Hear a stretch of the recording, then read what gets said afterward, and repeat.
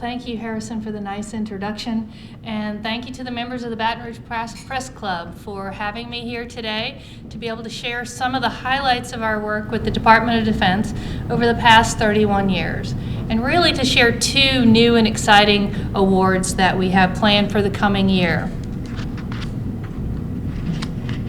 Let's see if I can do this correctly.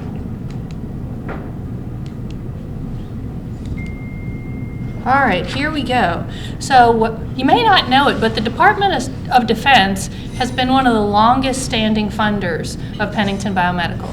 We've received over $90 million in research grants and contracts over the past 31 years. Now, to date, Pennington has completed over 140 research projects, and we've published over 100 manuscripts in top scientific journals. So what is the overarching goal of our work with the military? It's really to develop novel strategies to optimize warfighter nutrition. So we have a world-class biomedical nutrition facility right down the road on Perkins Road in Pennington Biomedical. And what better way to use that knowledge than to work with the Department of Defense? We do nutrition-based programs, and recently we've expanded those to look at pharmacological approaches to optimize both warfighter nutrition, which in turn optimizes warfighter performance, both in training and in active duty missions. So let me just give you a little bit of a snapshot of what we've done for the past 31 years. So our research goes well beyond the campus of Pennington Biomedical here in Baton Rouge, but we're really across the globe. So what are some of the kinds of things that we're doing? Well, for example, we're doing training at Pikes Peak. So think about that young soldier from Baton Rouge, Louisiana, who goes and gets dropped into a new country, dropped into a place like Kabul in Afghanistan at high altitude. We've got to do training because that soldier is likely to experience something called acute mountain sickness, or acute altitude sickness. So the first 1 to 3 days that soldier is dropped at high altitude, they can't perform at an optimum level. So how do we use nutrition to improve their performance? We need them to be able to perform at their optimum as soon as they hit the ground. We don't have time for them to wait to acclimate to that new altitude, so we do studies like this at Pikes Peak. What are some of the other things that we do? Studies like how many calories do women in the Navy need on ships? How does iron status affect our women going through basic training? We know that women come into the military and sometimes they have low iron levels, so they might be borderline anemic. What do we do nutritionally to help them perform both cognitively and physically through that basic training? Now, we've not only done work with the U.S. military, but we've been asked to work with other fighting forces across the world because of our expertise. So we've done work with the Norwegian Rangers, doing long ski marches across the Arctic. How many calories do these soldiers need? What kind of nutrition do we need to feed them so that they can perform at their optimum levels? We've also done work with the Israeli Defense Forces. So the Israeli Defense Forces have a longer basic training than we do here in this country. And so because of that, because they're carrying heavy packs and marching for long periods of time, they have an increase in foot stress fractures. So small breaks in the bone that cause them to not be able to complete basic training, so they get recycled. So what do we do nutritionally? How do we manipulate calcium, phosphorus, vitamin D to help those soldiers perform better? Okay, so I've taken the accomplishments at Pennington Biomedical for the past 31 years and I've condensed them down into one slide. So it's kind of surprising that all my work, it fits on one slide after 30 years. But let me just give you some of these stories. One of the things I'm most proud of is improvements in operational rations. So think about the soldier who goes out into the field and eats a meal ready to eat, an MRE. We're all familiar with those things. Okay, well, soldiers do something called field stripping. They open up that ration and they take out a bunch of things and discard it, and they don't eat everything. So they're required to eat, there's an entree in there that has a little flameless ration heater that you have to add water to so that we can heat up the food, things like chicken and vegetables, chicken and pasta, barbecue sauce and meatballs, and they're not all that palatable all the time, and they're also heavy. Our soldiers are carrying between 60 and 100 pounds of weight in their pack. Their body armor, they're carrying food, ammunition, weapons, all the technology that they're using, whether it's GPS or sensors or smartphones, all those things require batteries. So they're carrying around a lot of weight, so they don't want to carry the weight of the food. So Pennington Biomedical was responsible for developing and testing a new ration called the First Strike ration. So this is the ration that is eaten by the men and women on the front lines of combat. This is an assault ration that's eaten day in and day out because of the work that we've done at Pennington Biomedical. So this is a great way to show how the work that we do in the laboratory and in the field translates out into the community and the real world. Other things that we've done are better understanding of how many calories a warfighter needs, depending upon their mission. And what do we feed them? How much fat, how much protein, how much carbohydrate does that soldier need to perform at their peak level?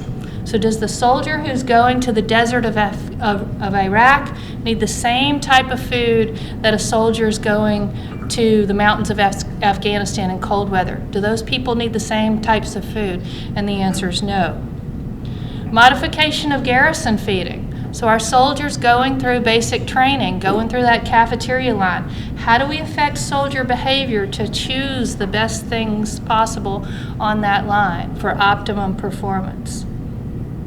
Development and dissemination of technology, unique technology that's designed to help our soldiers and their families maintain weight standards.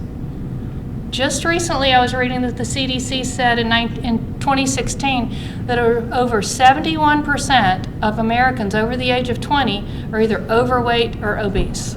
71%. The military is not immune to this.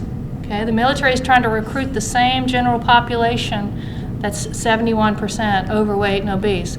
And once those soldiers enroll, we still have to figure out how to keep them at the appropriate weight. And so Pennington Biomedical has technology to do that.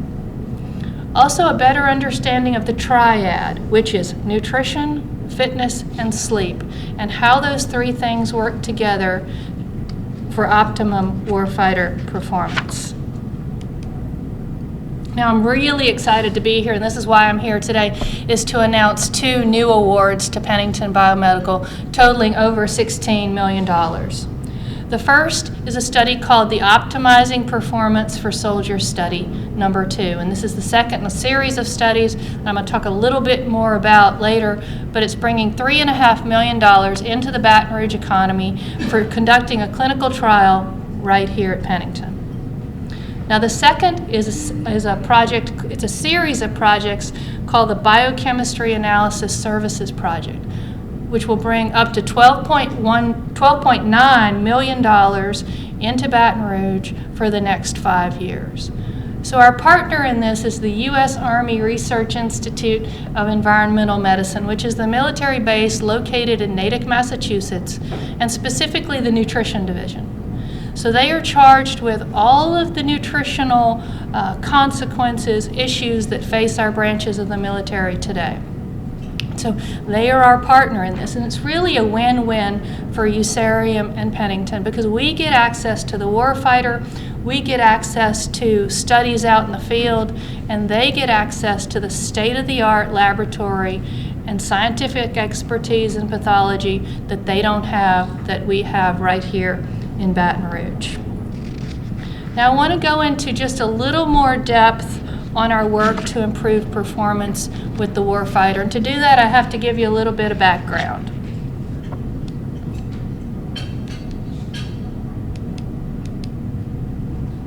So I want to talk just a little bit about something we call operational stress. This is a multi-stressor condition that our warfighters are frequently exposed to, both in training and in active duty missions. And this is not a one and done thing, but it's a repetitive process. So they're exposed to stress, they're allowed to recover, they're exposed to stress and allowed to recover.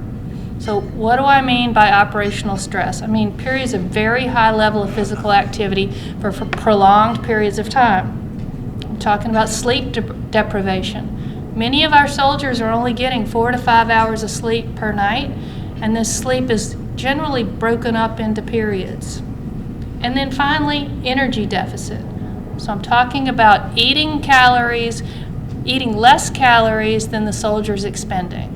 Again, for a prolonged period of time. And today, I'm really talking about our elite fighting forces.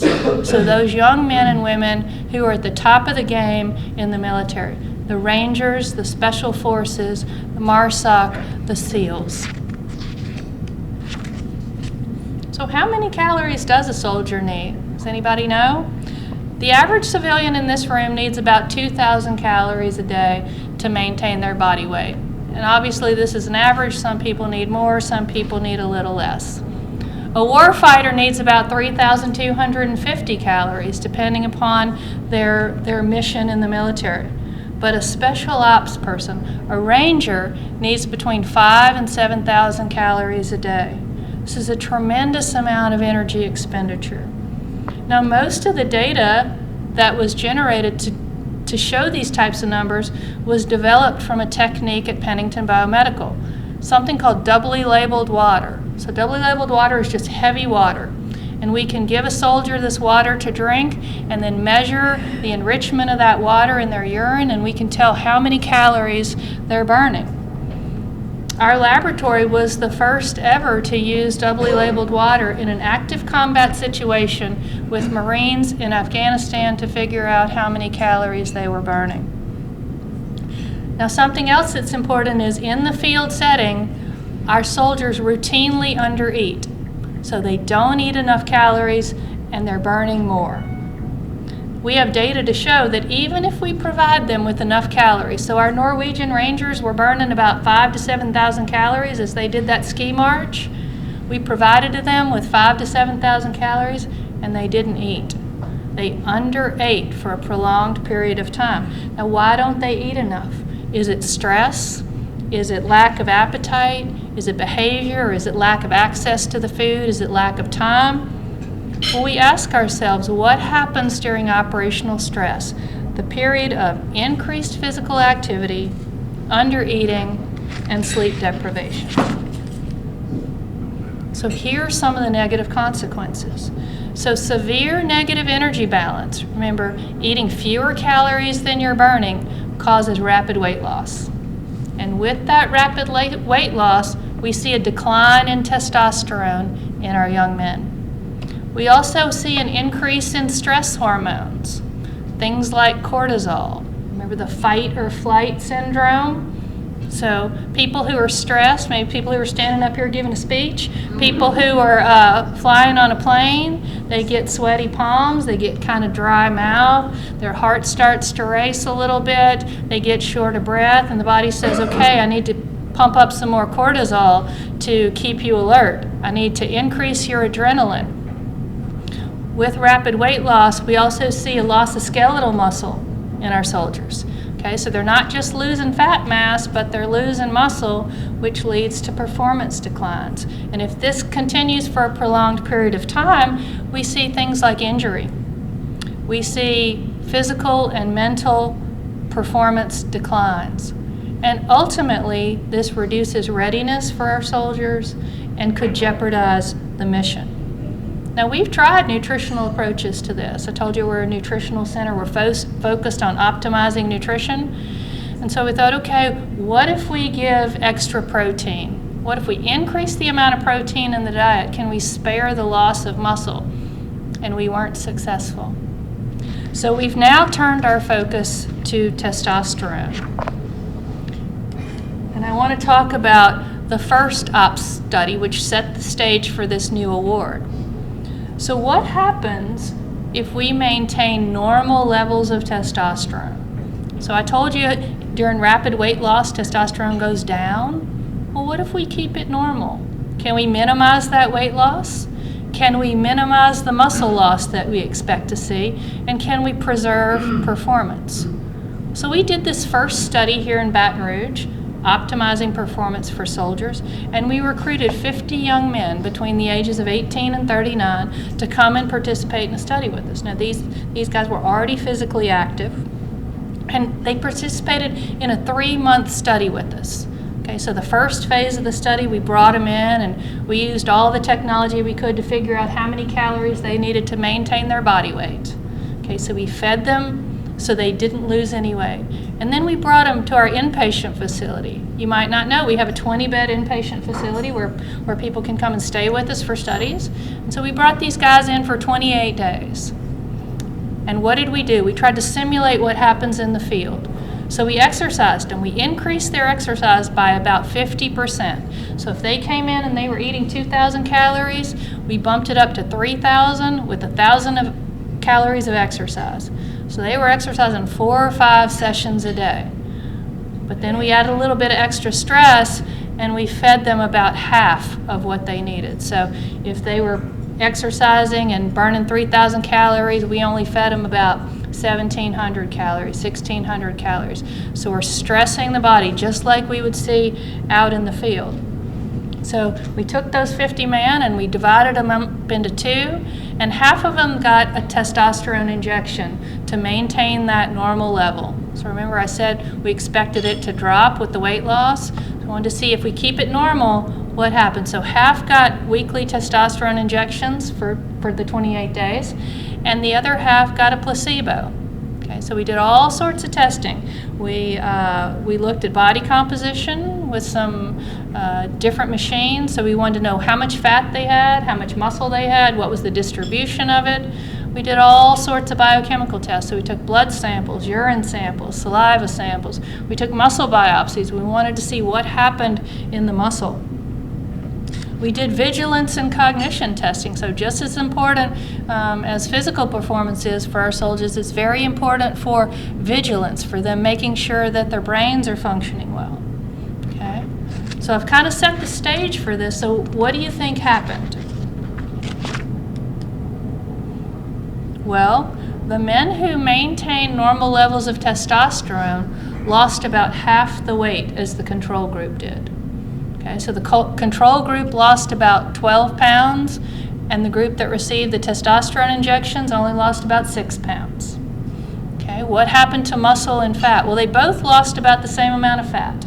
Okay, so as they lost that weight, both groups lost the same amount of fat, but the group in the testosterone group, they didn't lose their muscle. They preserved their muscle mass, and some even gained muscle mass. So that's where the difference was. Both groups lost the same amount of fat. Normal testosterone led to preservation of muscle mass. But that's really only half the story, right? The other half is what happens to performance. So we were particularly interested in lower body performance. So we have a machine in our exercise testing laboratory called a Biodex, and we can put somebody in it and we can measure leg strength and leg performance. So that's what we did. But the thing is, we didn't see any improvement in performance. So we minimized the weight loss, we minimized the muscle loss, but we didn't see any improvement or maintenance of performance. Okay, so we started thinking, okay, what did we do? Did we not use the right test? Maybe we should have used something that was more military relevant to measure performance in these young men. Also, maybe we didn't stress them enough. We exercised them a lot. We underfed them, but there was a third part of that triad which we didn't have in the first study, and that was sleep deprivation. So this really brings us to the new award, and this is OPS 2. So this is the $3.5 million award that we're announcing today that will begin in the next month or 2. So for this study, we're going to recruit 32 young men here in Baton Rouge who are physically active between the ages of 18 and 35 to come participate in OPS 2 with us. And we're going to do some things differently this time.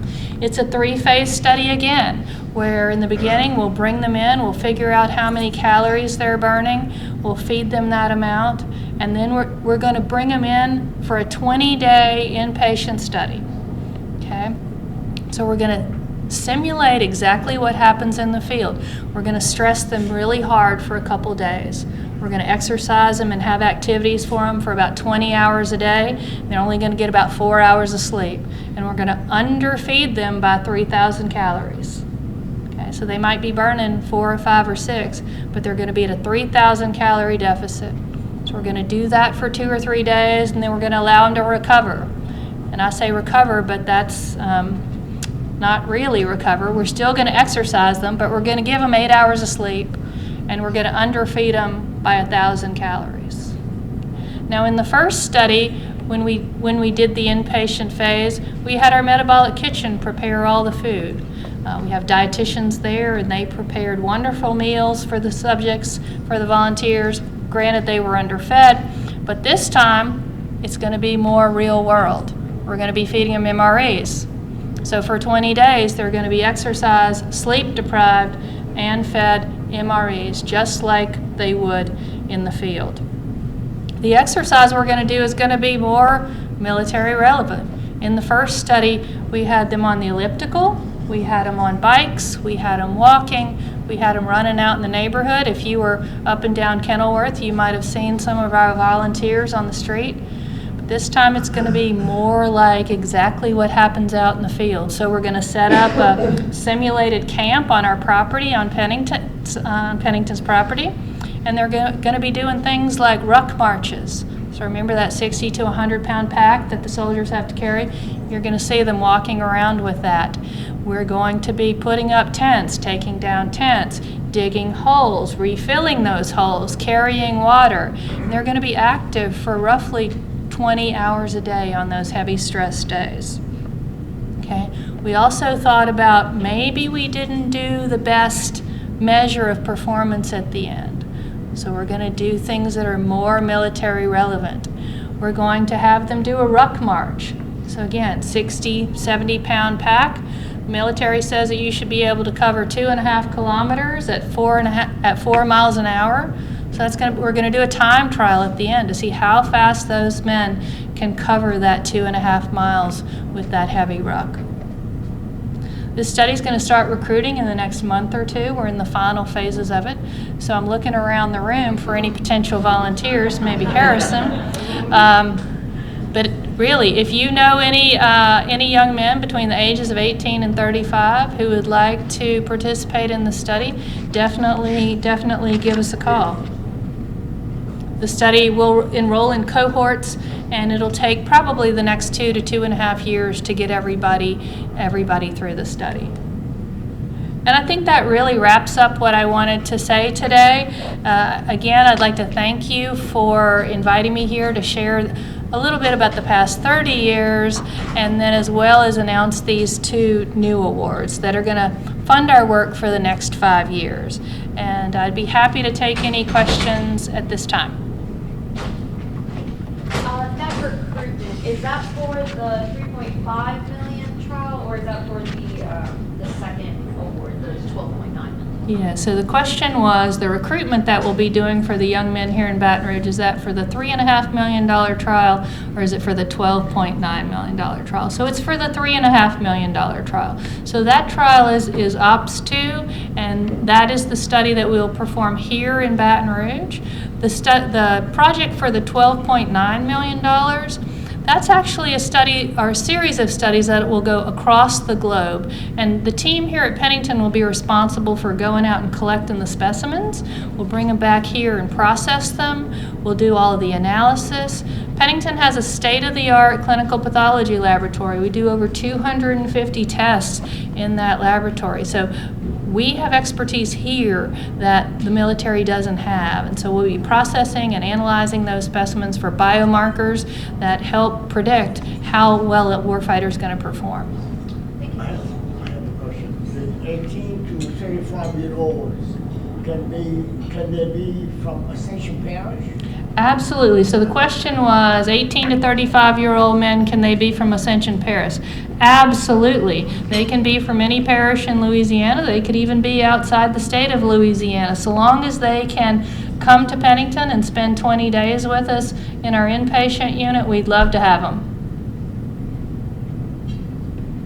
This work is pretty impressive. Is Pennington the only company that does this type of research set up by military? The question was, this is pretty impressive, is Pennington the only type of place that does this kind of work? I would say that Pennington Biomedical is the one place in the world that brings all of the scientific expertise, the facilities, and the state-of-the-art technology to support the U.S. military. So, yes.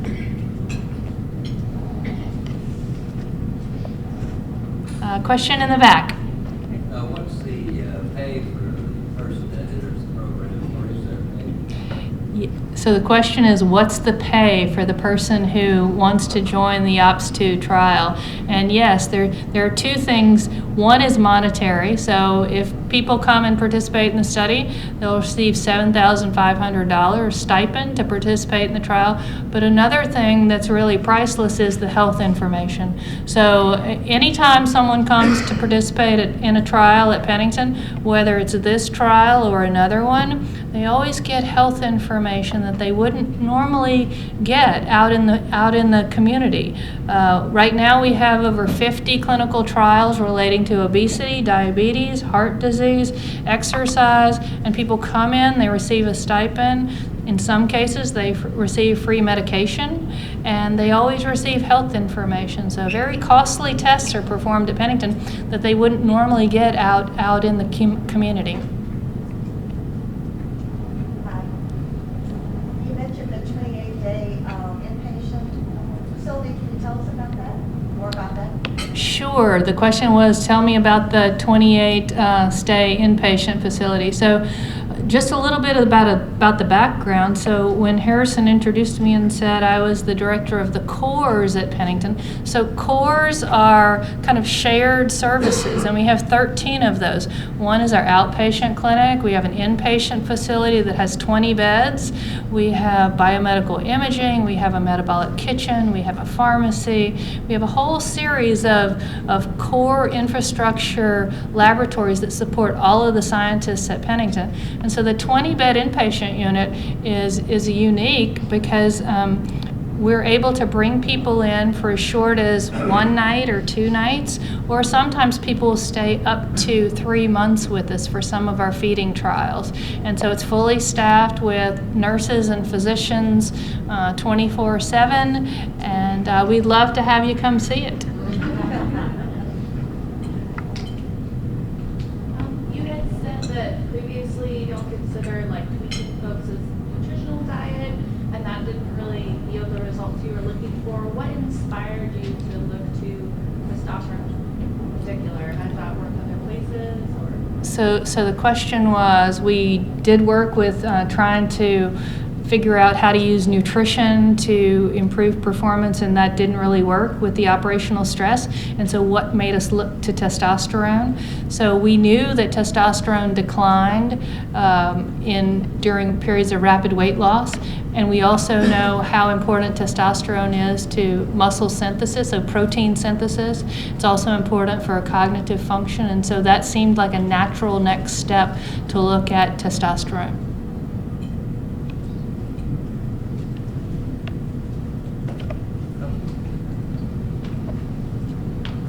Once you set up this camp facility, what will you be doing to assure the people of Baton Rouge that it isn't being invaded? Well, I've got a great team over here, and they're going to be out there 24 hours a day making sure that everything's taken care of.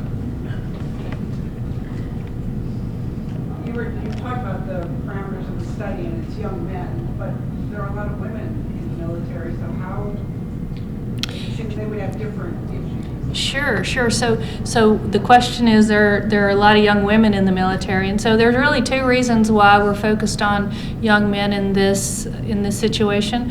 Until just recently, women weren't in the elite forces. So, I mean, the first Ranger classes just graduated not too long ago. But the other is really a physiology issue, and that's women have much lower levels of testosterone than do men, and so this will be the first step to see whether or not we're successful in maintaining normal levels of testosterone and how it affects performance, and then obviously we'll go from there.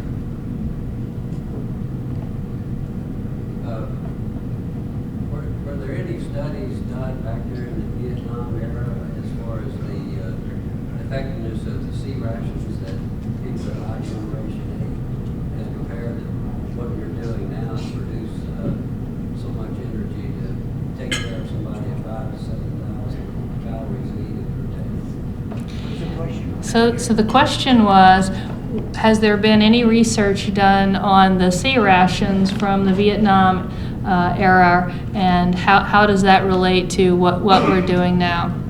Well, the U.S. Army Research Institute of Environmental Medicine, they're our partner in all of this work, located in Natick. Their primary mission is to continuously evaluate rations and improve rations for the soldier. And so, yes, it's an ongoing process that we're continuously revising and changing the requirements for the military. For example, we know now that men in the special operations really do need a little bit more protein than the average civilian. So normally we require about 0.8 grams per day per kilogram of protein, and our soldiers require about twice that amount in order to perform. So it's an ongoing process.